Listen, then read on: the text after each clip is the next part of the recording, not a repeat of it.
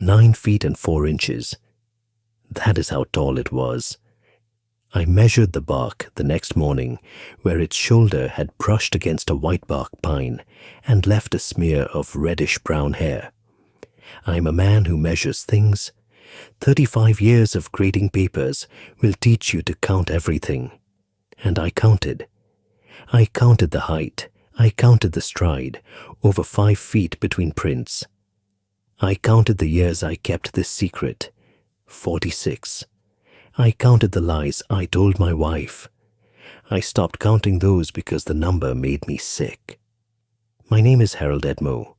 I am 78 years old, Eastern Shoshone, born on the Wind River Reservation in Wyoming. And I'm telling you something today that I swore on a dead man's fire I would never speak aloud. I'm telling you because the forgetting has started. That is what the doctor in Lander called it. Alzheimer's. Early onset, which is a strange word to use for a man who is 78. But the disease does not care about your age. It cares about your memories. And it is eating mine. Some mornings, I sit at my kitchen table and I cannot remember my wife's middle name, Margaret. Her middle name was Rose, Margaret Rose Edmo. I wrote it on a piece of paper and taped it to the refrigerator 3 months ago. Some mornings I read it and I know her. Every line of her face, the way she laughed when I burned the fry bread. Other mornings, the letters are just shapes. The doctor told me I have maybe 2 years of clarity left, maybe less. The disease moves like water through sand, she said. Some days you are fine, some days you are not. And one day you will not come back from the knot. So I'm telling this now. Today is March the 14th, 2024. Today I remember. Today I remember everything. The fire, the old man, the treaty, the creature that stood in the snow of the Absaroka Range and looked at me with eyes the color of dark amber and changed everything I thought I knew about this land. But I need you to understand something first. This is not a Bigfoot story. Not the way you think of Bigfoot stories, not blurry footage and men in camouflage whispering into cameras. This is a story about a promise made in 1794 between my people, the Eastern Shoshone, and something that lives in the high timber of the Absaroka Range. A promise that held for over 200 years. Longer than the United States has existed, longer than any treaty the federal government ever made with any tribe and actually honored, 230 years, and it held because both sides chose to keep it. Think about that. In a world where every agreement between peoples gets broken, rewritten, or forgotten, this one held. The reason I'm breaking my silence is not because the world deserves to know. I am not sure it does. The reason is that my brain is failing, and if I do not say this while the words are still mine, it dies with me. The way everything dies with old people, when no one thinks to ask them what they know before the knowing is gone. I have watched it happen on this reservation my whole life. Elders dying with languages in their throats that no one thought to record.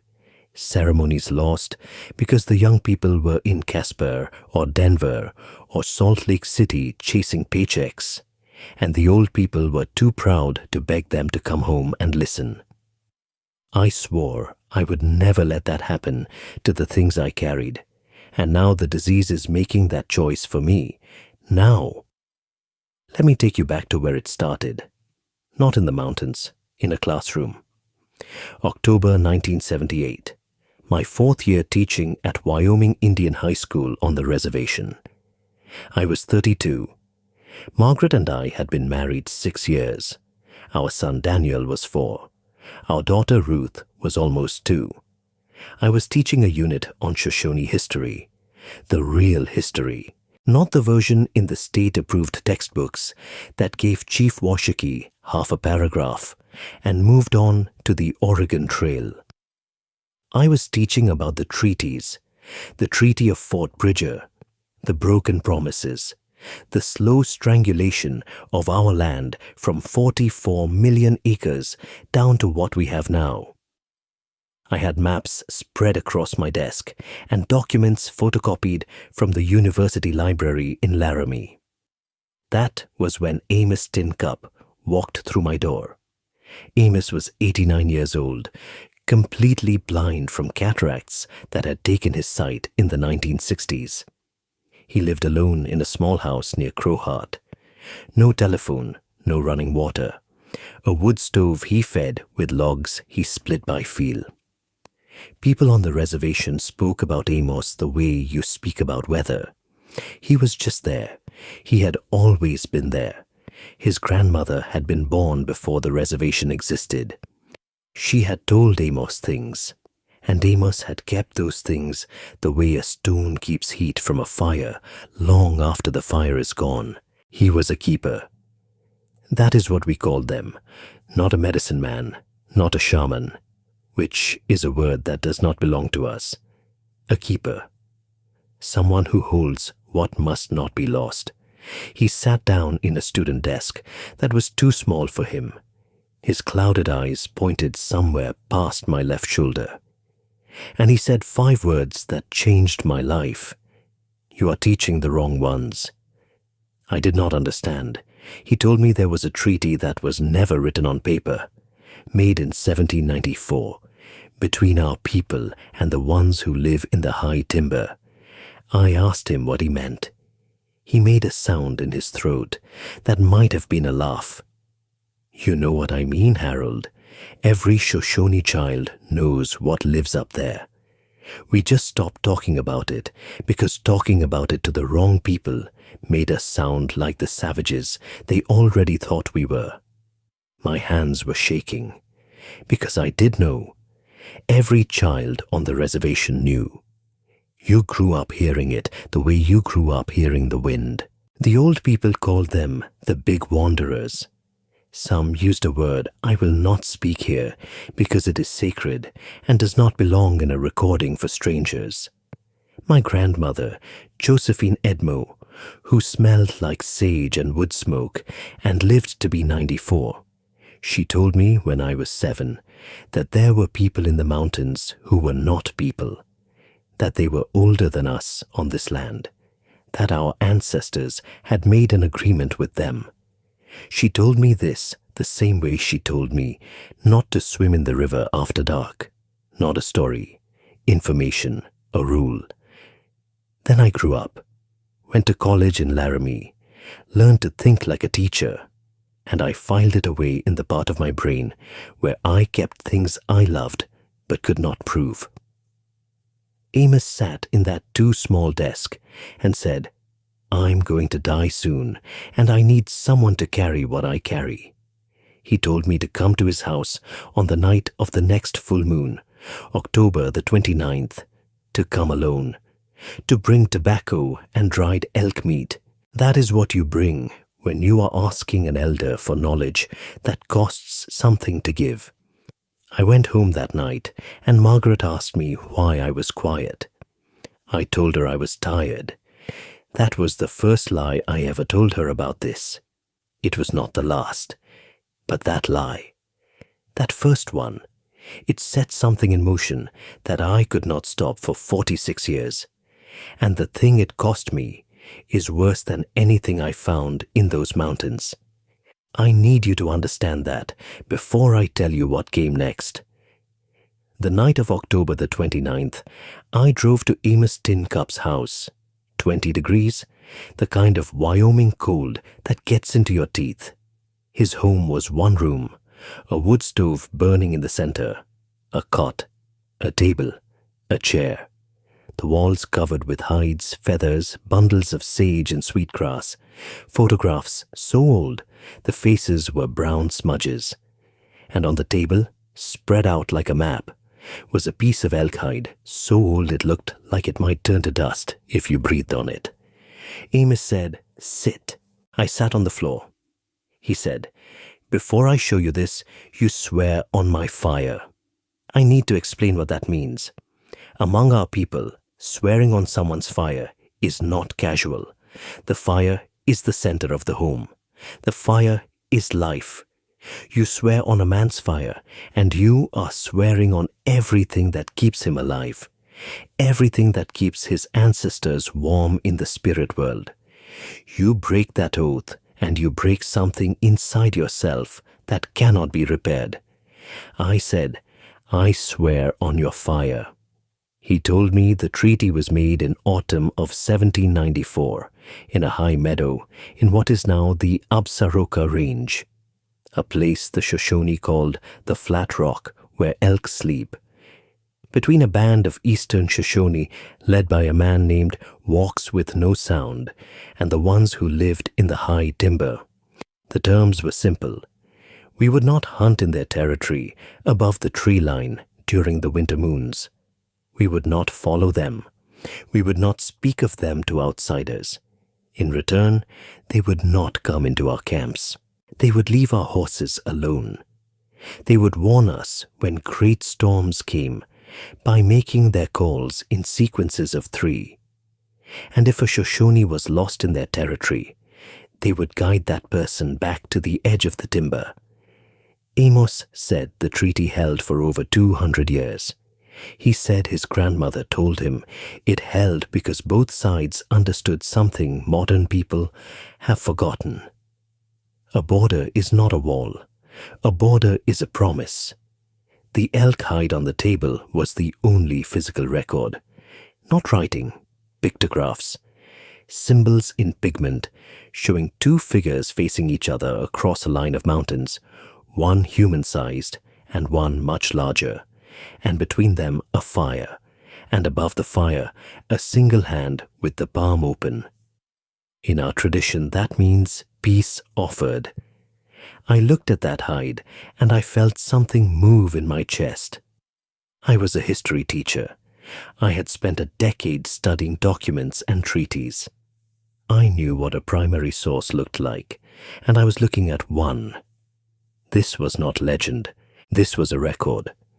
Amos told me I had a choice: carry it in silence the way he did, or go up there and see for myself if the treaty still holds.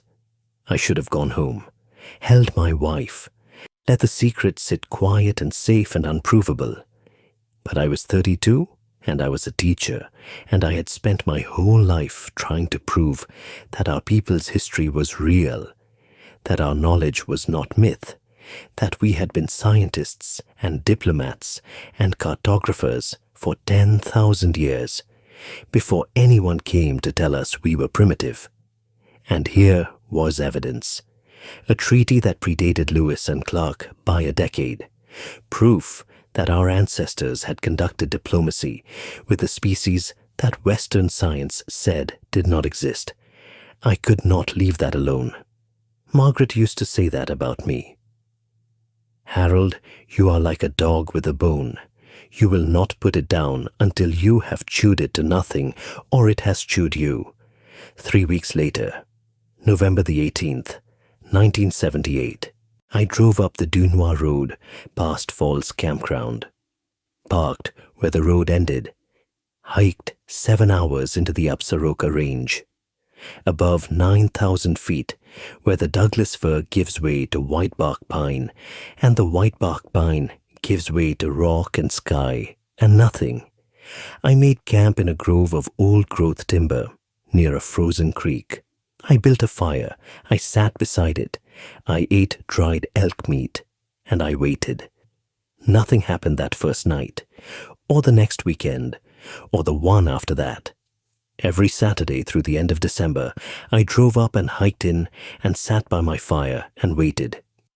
Margaret worried. She said I was obsessive. Elk season was over, and I was still going. She gave me a look I can still see when the fog in my brain clears. Not angry, hurt. She knew I was not telling her something. She just did not know what. But what happened on January the 6th, 1979, made every frozen night worth it. And it made every lie I told after that night feel like something I had no choice but to carry. January the 6th. Epiphany. My grandmother was Catholic, the way many Shoshone women of her generation were Catholic. She kept the holidays and the saints, but she kept the old ways too. She would have appreciated the irony of a revelation on the day of revelations. Late afternoon, 8 degrees, sky the color of iron. I was eating beans heated on the coals, and I heard 3 knocks. 3, slow, deliberate, evenly spaced, coming from a tree approximately 40 yards north of my camp. Not a woodpecker, not a branch falling, something striking a trunk with its open palm, with the kind of measured intention that says this is communication, not coincidence. I set my beans down, stood slowly, and I did something that 35 years of teaching had made instinctive. I raised my right hand, palm open, the way you do in front of a room full of restless teenagers when you need them to know you see them. I said in Shoshone, I am here. I come in peace. I know the old agreement. 2 minutes of silence.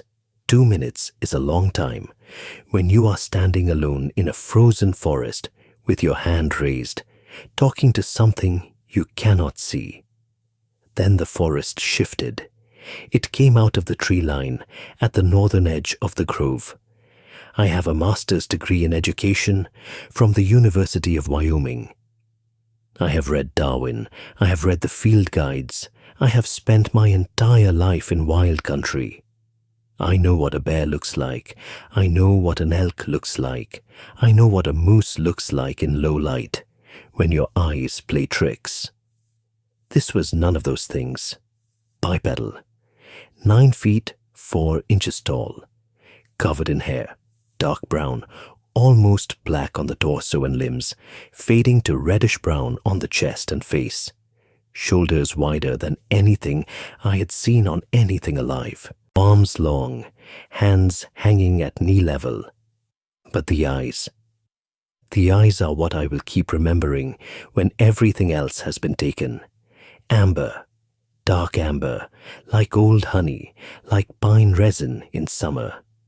And they were looking at me with an expression I recognized from 1,000 first days of school. Wariness, assessment, the look of someone deciding whether you are worth trusting. I stood there with my heart hammering in my ears, and I said, in Shoshone, the old agreement holds. I am Shoshone. My name is Harold Edmo.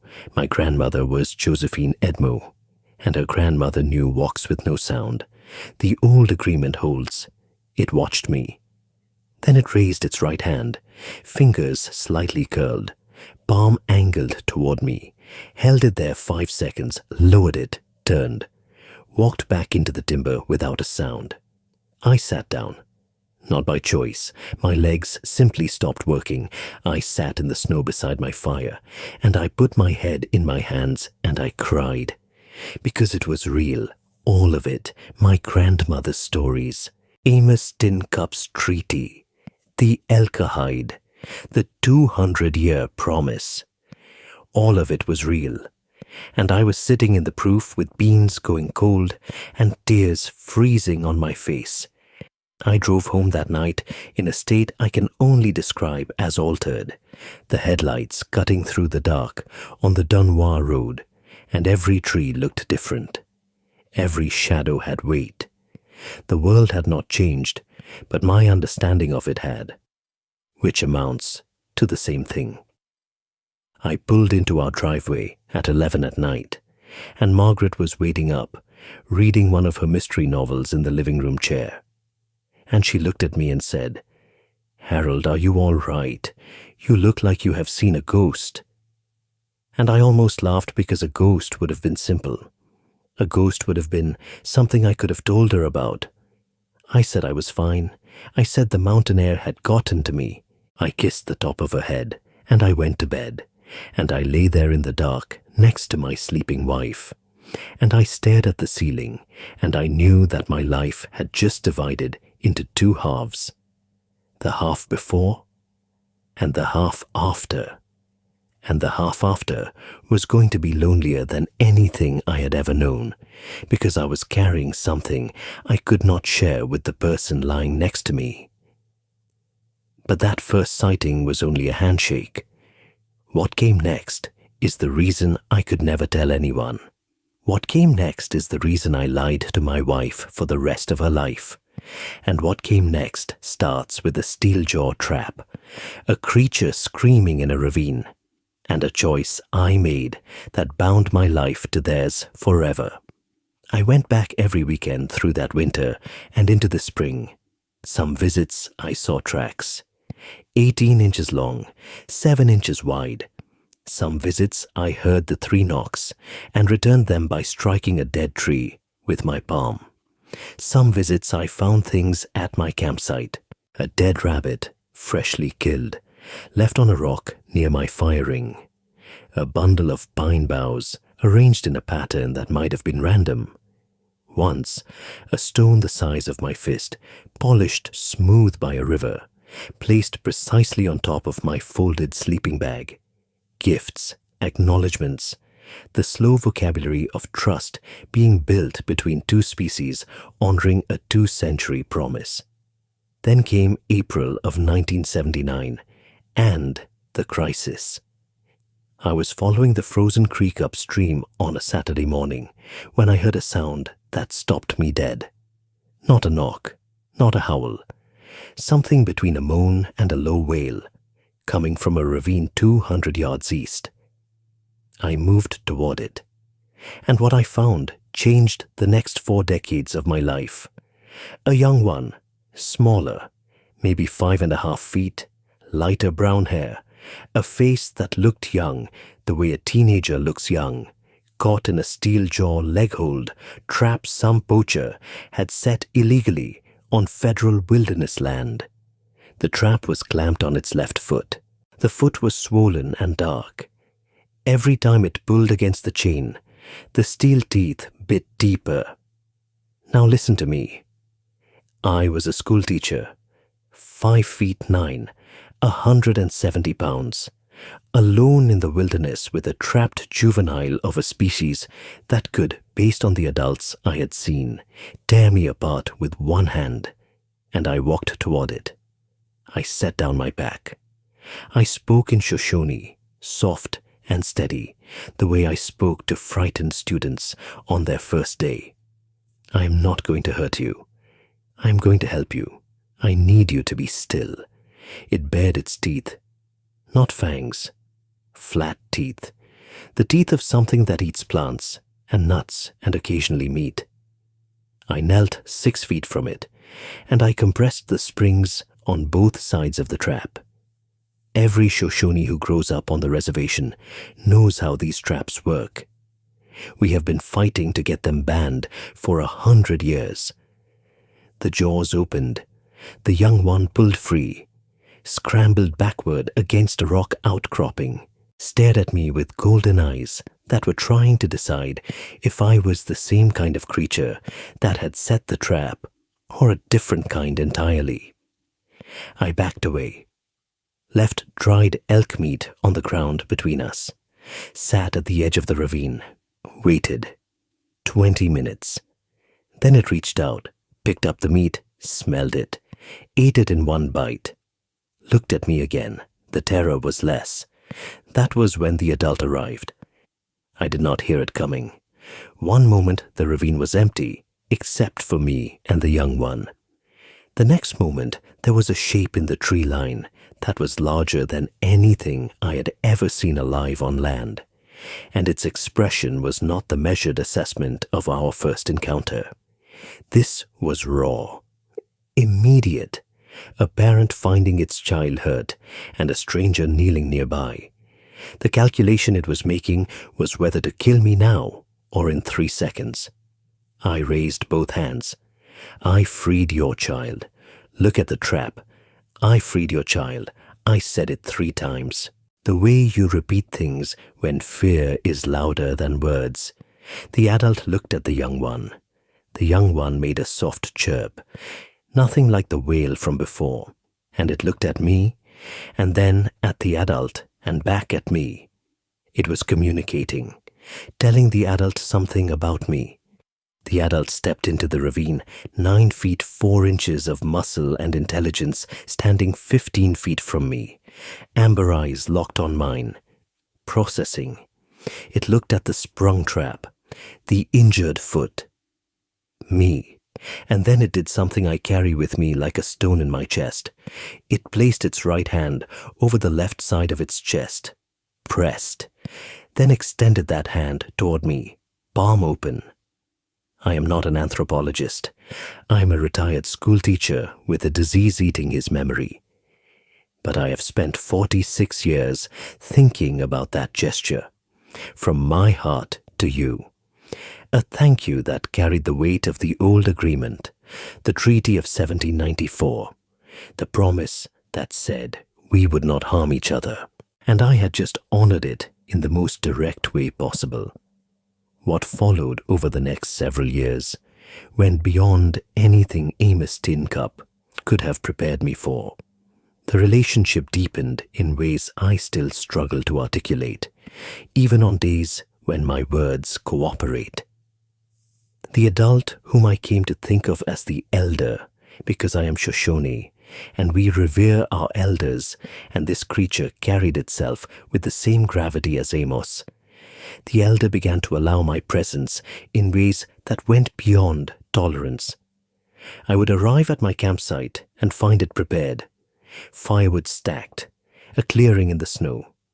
Once, a lean-to of pine boughs woven with a precision that would have earned high marks in any engineering class. The joints were not simply stacked, they were interlocked, fitted together the way a carpenter fits dovetails. I stood there, looking at that lean-to, and I thought about every time someone called these creatures animals. Animals do not engineer shelter for another species. Animals do not anticipate the needs of a visitor and prepare for their arrival. I brought offerings in return, salt, which the elder valued enormously. I discovered this by accident. I had spilled some on a rock near my fire one evening, and the next week the rock had been licked clean, and there were marks in the snow where the elder had knelt beside it. After that, I brought a bag of coarse salt every visit and left it in the same place, and it was always gone by the following week. Dried fruit, wool socks, which I left rolled in a bundle, and which disappeared and were never seen again. Once, a wool blanket left folded on a rock that was gone the following week. I brought things the way you bring a casserole to a grieving neighbor. You do not bring a television, you bring warmth. You bring the things that say, I see your life and I want to make it slightly easier. The young one healed. Its foot bore a scar, a ring of thickened, hairless skin around the ankle visible whenever it walked near my camp, which it did with increasing boldness. I began to notice things, details that accumulated like data points in a research study I was conducting entirely in my head. Their diet was primarily vegetarian. Roots, tubers, pine nuts, berries, bark from certain species of trees that they stripped with their teeth in long curls, meat occasionally, mostly fish caught by hand from the creek with a technique that was not random grabbing, but targeted and strategic. They would stand perfectly still in the water, sometimes for 20 minutes, and then move with a speed that was almost too fast to track. They had at least 30 distinct vocalizations used in combinations that followed patterns, short barks for warnings, long low tones for acknowledgement, a rising 3-note sequence that seemed to function as a name or identifier. That is the definition of language, syntax, semantics, grammar. I had taught these concepts to 16-year-olds for decades, and I was hearing them used by a species that was not supposed to exist, and they mourned their dead.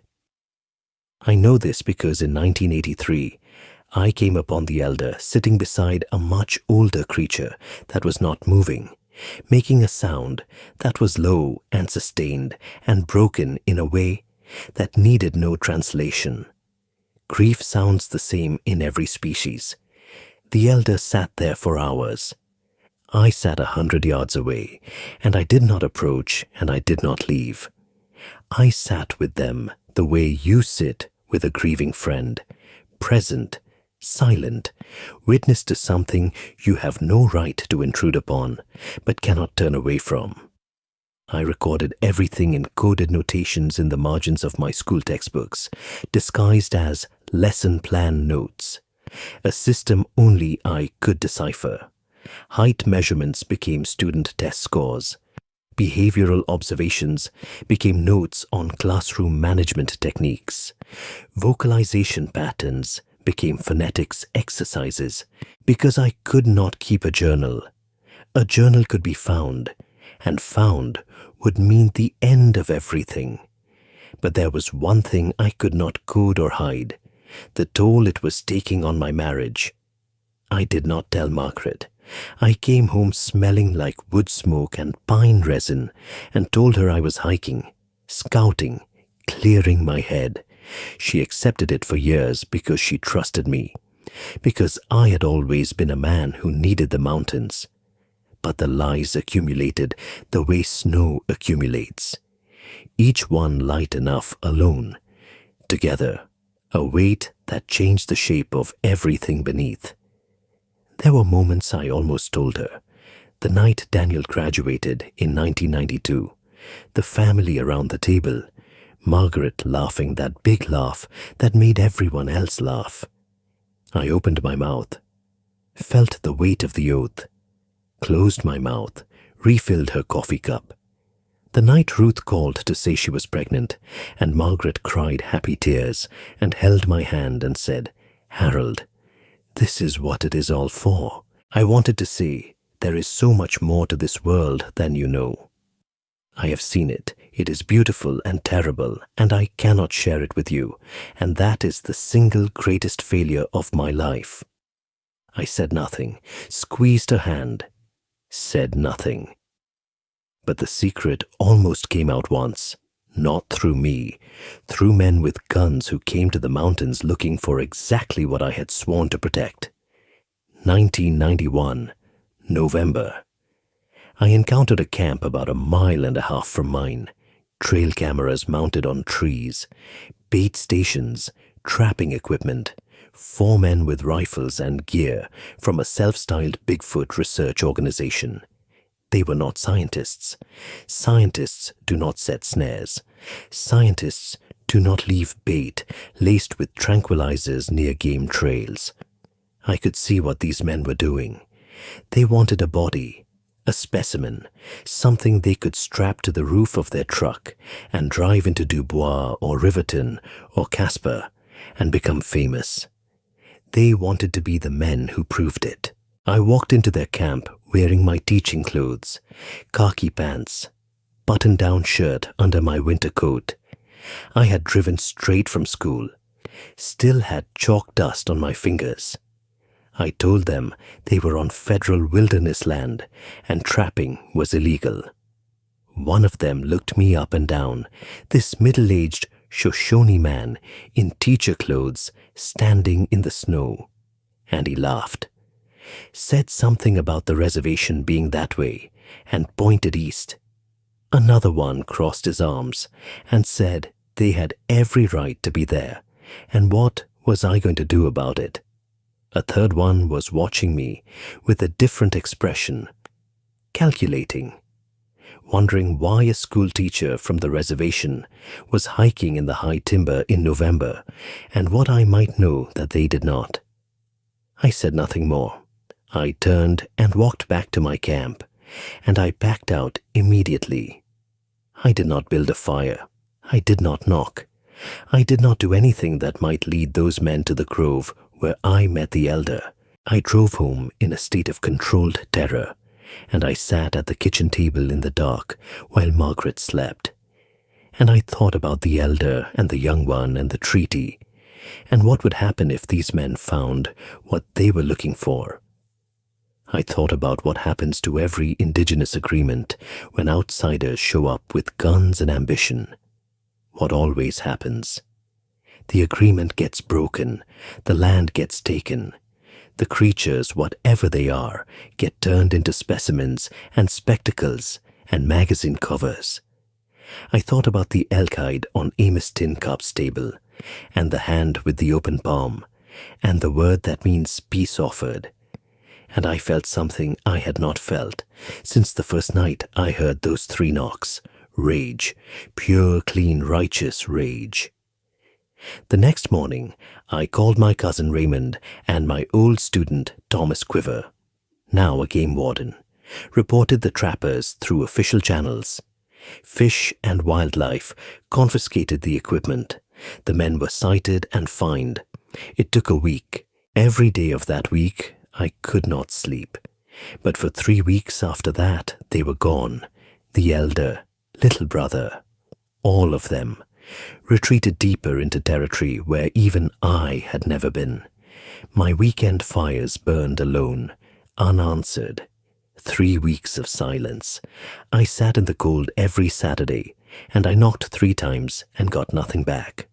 I left salt on the usual rock, and it sat there untouched, gathering snow. I left dried fruit, and it froze, and no one took it. The forest felt empty in a way it had not felt empty since before I met them. Not just quiet, evacuated, as if everything alive had pulled back from the place where danger had been, the way water pulls back from a hot stone. And I started to understand what it would feel like to lose them, not to the disease, not to time, to fear, to human stupidity, to the same thing that had broken every treaty and every promise on this continent for 500 years. Then one December evening, hands around a tin cup of coffee, thinking about final exams and whether I was a fool. 3 knocks. Slow, deliberate, evenly spaced. I closed my eyes, pressed my hand to my chest, the gesture the elder had taught me without words, knocked back 3 times. The forest shifted, and they were there, both of them. The elder and the young one, whom I had started calling little brother, in my own mind, even though it outweighed me by 300 pounds. Little brother made a sound I had never heard, a low wobbling tone that rose and fell like a question. The elder stood behind like a shadow. I sat there with tears freezing on my face for the second time in 13 years. I said in Shoshone, "Welcome back." The years moved. That is the thing about a decades-long secret. You expect the keeping of it to be the hard part. It is not. The hard part is the time. It changed me from a young teacher with fire in his belly to a middle-aged man with bifocals to an old man with a tremor in his left hand.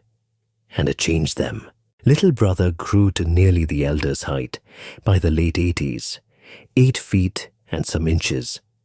It had developed its own relationship with me, different from the elder's formality. Little brother was curious. It would come closer to my fire than the elder ever did, study my binoculars, my thermos, with an intensity that reminded me of the brightest students in my classroom, the ones who could not stop asking why. Then came 2018, and the thing that made the mountains irrelevant for 14 months. Margaret's cancer was diagnosed in January. Pancreatic, stage 4 by the time they found it. Pancreatic cancer is the ambush predator of diseases. It hides and waits, and by the time you know it is there, it has already won. 14 months. Chemotherapy, hospital rooms, the slow, terrible reduction of the strongest person I knew into someone I could lift with one arm. I retired from teaching. I was with her every day. I did not go to the mountains once. I need to pause here. The words are doing what they do now, getting soft around the edges. I need to concentrate. Margaret Rose, Edmo. She liked her coffee with 2 sugars and no cream. She planted tomatoes every summer, even though the growing season barely ripened them. She sang in the Episcopal Church choir on Sundays and Shoshone songs in the kitchen on weekdays and never saw a contradiction. She was braver than me in every way that counts. She died on March the 7th, 2019, 3:42 in the afternoon. And the last thing she said, with her hand in mine in that hospital room in Riverton, was, "Harold, you always were the most honest man I knew." I held her hand, and I let her believe that, because telling her the truth in that moment would have been the cruelest thing I could do, and I have spent every day since wondering if not telling her was crueler. After Margaret died, I went back. May of 2019. I did not know where else to take grief that large. The mountains had been holding my secrets for 40 years. I thought they could hold one more. I hiked in on a Saturday. Slower now, 73, bad knees. The first whispers of the forgetting. Made camp, built my fire, sat, waited. The elder came, but it was different. The elder was old too, movement slower, the dark brown hair gone silver in patches. The amber eyes still sharp, but the body diminished, shoulders stooped, stride shorter. We had grown old together, the elder and I.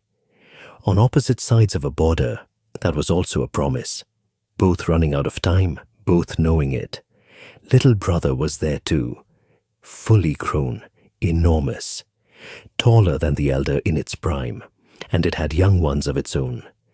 I saw them at a distance, small figures moving in the timber, faces turned away. The next generation being taught the same lesson. Here is the border, here is the promise, here is the human who keeps it. That May evening, the elder came closer than it had ever come, to the edge of my fire ring, 8 feet from where I sat. It lowered itself to the ground with the careful deliberation of a body that hurts in all the places old bodies hurt.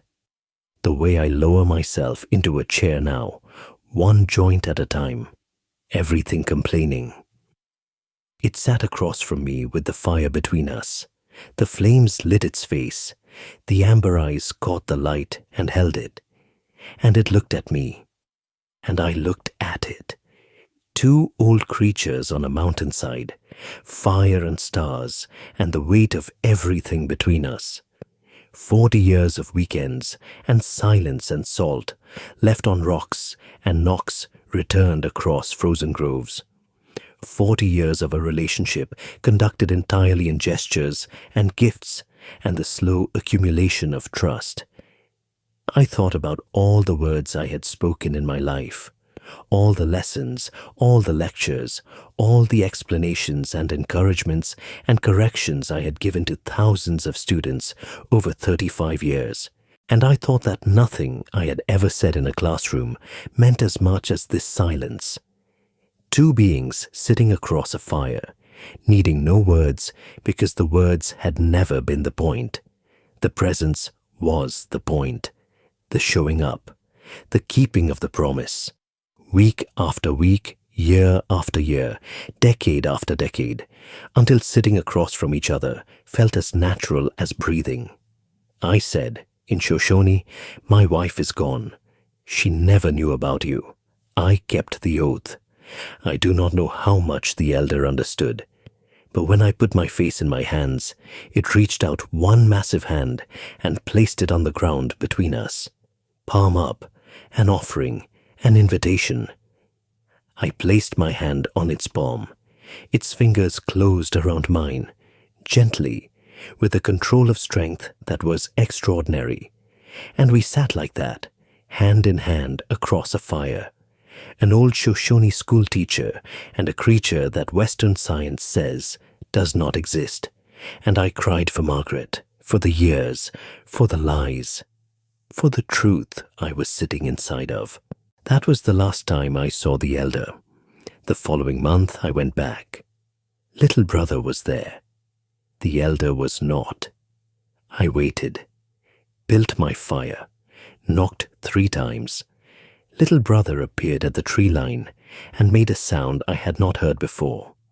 Not the warbling question, not the low greeting tone. Something else, something that pulled at the center of my chest the way a fish hook pulls at water. Little brother turned and began to walk, slowly, stopping every 50 yards and looking back at me, the way you lead someone who does not know where they are going. It led me up a drainage I had never followed, over a ridge where the snow was still deep in the shadows, to a place under a rock overhang where the ground had been disturbed. The earth had been dug up and then carefully covered with pine boughs and moss and arranged stones. The arrangement was not random. It was deliberate, symmetrical. The stones formed a pattern that I could not read, but that clearly meant something to the ones who had placed them. And I understood. The elder was gone, buried here, in the way of their people, with care, with intention, with the same reverence and precision we bring to our own burials. I stood there, and the mountain was silent except for the wind, and I thought about the 40 years I had known this creature, and how I had never touched it except once, that last night, hand in hand across the fire. I thought about how many words I had for it in my mind: elder, teacher, guardian, friend, and how none of those words were quite right, because what we had was something that does not have a word in English or in Shoshone or in any language I know. It was a keeping, a mutual keeping, each of us keeping the other's existence safe in a world that would have destroyed what we had if it knew. I said a Shoshone prayer for the dead, the one my grandmother taught me, the one I had said for my grandmother herself, for Amos Tin Cup, for Margaret, and now for this. Little brother stood in the timber, 30 yards away, and made a sound that was low and long, and it did not stop for a long time. I do not need a translator to tell you what it meant. I'm 78 now. The forgetting is worse. Last week, I drove to the grocery store in Fort Washakie and sat in the parking lot for 20 minutes because I could not remember why I had driven there. I looked at my hands on the steering wheel, and they were an old man's hands, and for a moment I did not recognize them. 2 days ago, Daniel found me standing in the backyard at 3 in the morning in my pajamas, looking at the mountains. He put a blanket around my shoulders and led me inside and made me tea and asked me where I was trying to go. I could not tell him why. I did not know. But I think my feet knew. I think the part of me that is older than language was trying to go back one more time, to build one more fire, to knock 3 times and hear 3 knocks back from the timber, to sit in the silence that was never really silence, but a conversation conducted in a language made entirely of presence. I cannot go back. My body will not allow it. My mind is becoming a house with rooms that lock themselves without warning. But I can do this. Sit in my kitchen on a Wednesday afternoon with the tape recorder Ruth brought me. Say what I have never said. Amos Tin Cup died in 1984. His fire went out, and with it the formal stricture of my oath. But that is not why I kept silent for 40 more years. I kept silent because the agreement was bigger than my oath to one man. The agreement was the Treaty of 1794, between peoples, not between one old man and one young teacher. I'm breaking it now, because the forgetting is coming, and if I do not speak while I can, this dies with me. I am breaking it now, because I am a teacher, and a teacher's instinct, even at the end, is to pass on what matters. And this matters. Not because it proves Bigfoot is real. I do not care about proving that. The white world can argue about footprints and thermal footage until the end of time. What matters is the treaty. What matters is that two peoples shared a land for over 200 years without war, without conquest, without one side trying to own or destroy the other.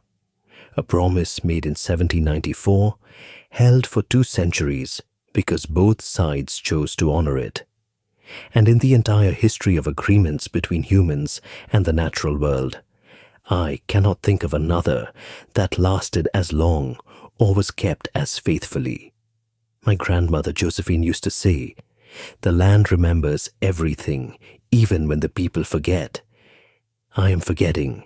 I feel it like a tide going out, not the water leaving so much as the ground being exposed, raw and strange, and not quite mine anymore. But the land remembers. The Absaroka Range remembers. The high timber and the flat rock and the creatures who walk in snow with 5-foot strides remember. Maybe that is enough. Maybe the remembering does not need to live in one person's failing brain. Maybe it lives where it has always lived. In the mountains, in the agreement, in the space between a human hand and a hand that is not human, but reached out anyway, across a fire, and held on. My name is Harold Edmo, Eastern Shoshone, teacher for 35 years, husband for 47, keeper of a secret for 46. And I am telling you now, while the words are still mine to give, that the Treaty of 1794 is real. The people of the high timber are real, and the promise held. God help me, despite everything the promise held.